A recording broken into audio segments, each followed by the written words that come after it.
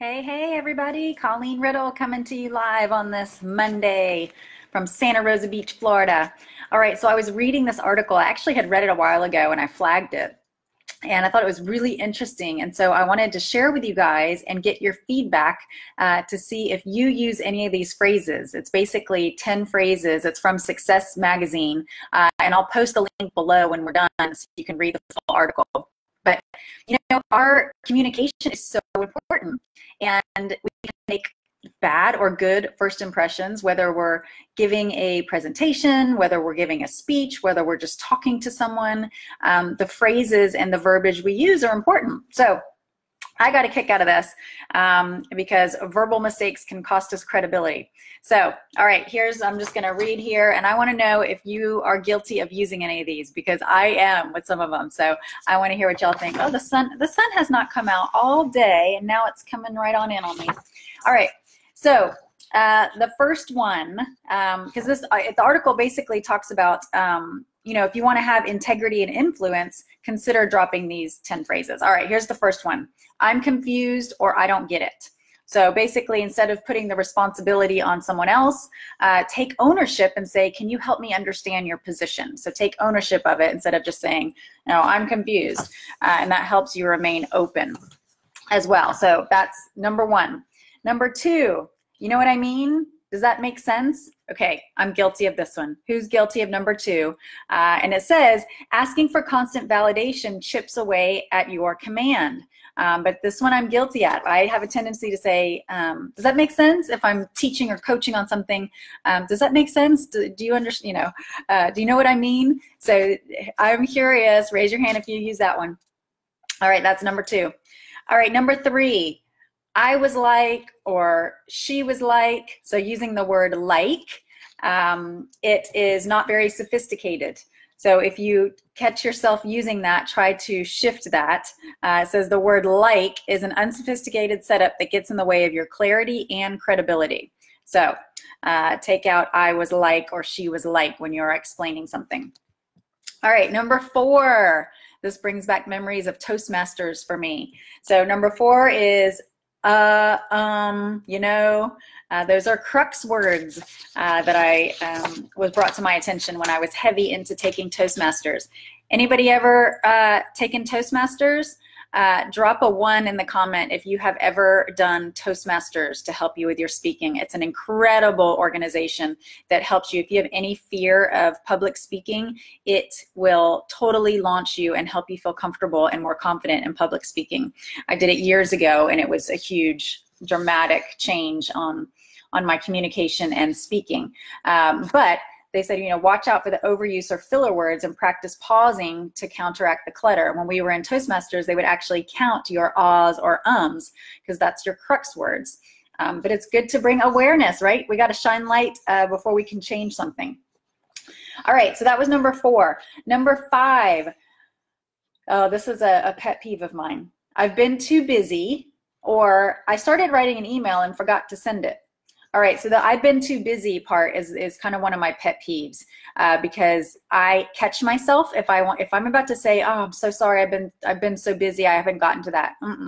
We all are busy. I think lately the I'm busy is like a popular thing to say. I don't know, but I catch myself and say, you know what?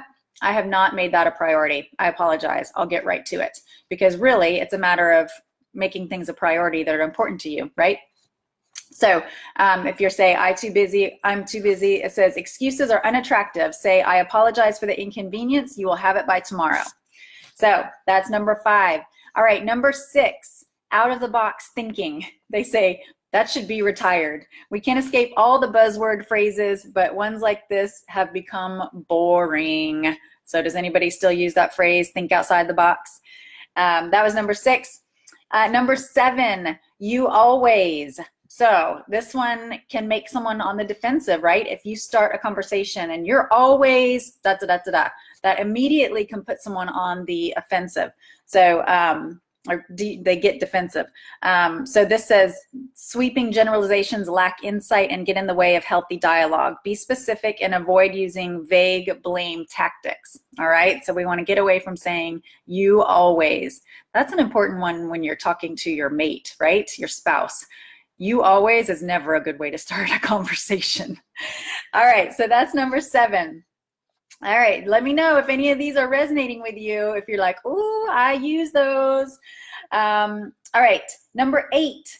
I think we should kind of do it this way. That doesn't sound very powerful, does it? It says, tentative language waters down your presence as a confident communicator. Make a solid recommendation and own it. So if you're going to do that, say, I think we should do it this way with power and confidence instead of, I think we should kind of like do it this way. Not powerful. We've got to be powerful in our communications. So that is a really good one. I've been working on that, being more powerful in my communication and owning it. You know, when you know you're good at something and you know you have a good idea, own it. Own it, man. We got to own our stuff. All right, that's number 8. And then number 9 is, I hate to say this, but, or John is a good person, but, it says, don't try to disguise criticism with a layer of caring or say things that offer zero value. So I think that was really good. I love that. Don't try to disguise the criticism. We can give constructive criticism and give honest feedback without trying to water it down. So, and then number 10, own it. Yeah, Sheila. Number 10, I'm guilty of this one too. Really? That's what it is. Really? I have a tendency to do that, and that's kind of smart-assy, isn't it? It says it's an all-purpose complaint that sounds like whining. Try making an interesting observation instead. But I do have a tendency sometimes to, if I'm talking to someone and I'm not agreeing with them, like, really? I sometimes do that to John Riddle. Sorry, honey.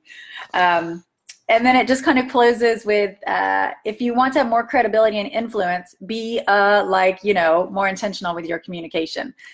So I'll post this article. It's a quick read. I thought it was awesome. It brought, shined some light on some areas that I definitely need to work on and be more aware of, especially the, does that make sense? And do you know what I mean? And really? So please share with me. Am I the only one that is guilty of some of these?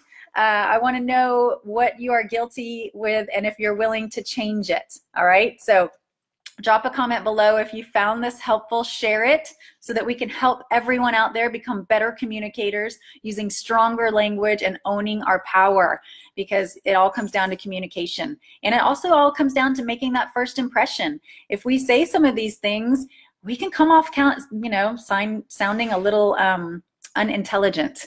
And so please drop me a comment. Let me know if this resonated with you and if which ones you're guilty with and if you're willing to work on that. So y'all have a fabulous Monday evening, and I'll see you next time.